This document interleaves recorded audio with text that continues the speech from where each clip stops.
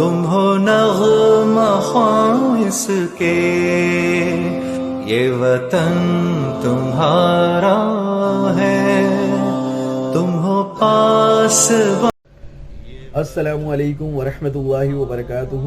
امید ہے ویورز آپ بالکل خیر و عافیت سے ہوں گے۔ میں محمد آپ سے مخاطب ہوں۔ نومبر 9 1877 برتھ ڈے آف ڈاکٹر علامہ محمد اقبال۔ 9 نومبر ہم علامہ محمد اقبال کی یاد میں مناتے ہیں۔ ڈاکٹر علامہ محمد اقبال نے بے انتہا کارنامے سر انجام دیے، علمی، ادبی، شاعری، یہاں تک کہ انہیں جو ہے شاعر مشرق کا جو ہے لقب بھی دیا گیا۔ ڈاکٹر علامہ محمد اقبال جنہوں نے خواب دیکھا پاکستان کا، اور اس خواب کی تعبیر آج دیکھ لیں، الحمدللہ 1947 کو پاکستان وجود میں آیا۔ یہ خواب ڈاکٹر علامہ محمد اقبال رحمۃ اللہ علیہ نے دیکھا تھا کہ مسلمانوں کے لیے ایک علیحدہ ریاست ہونی چاہیے۔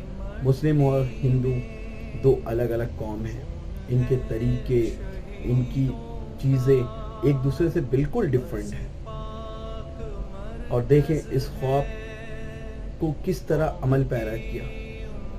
عظیم لیڈر محمد علی جناح جو فاؤنڈر آف پاکستان ہے، وہ اس کا باعث بنے۔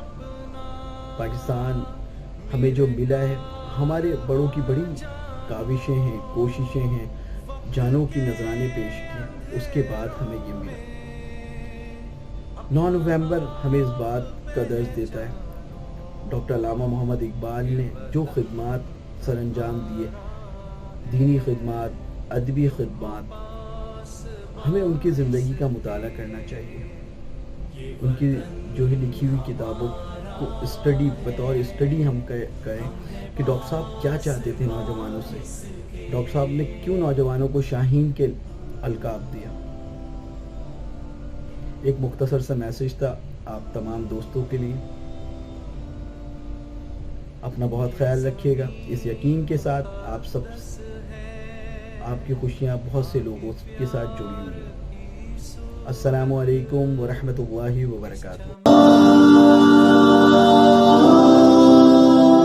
یہ وطن تمہارا ہے، تم ہو پاسباں اس کے، یہ چمن تمہارا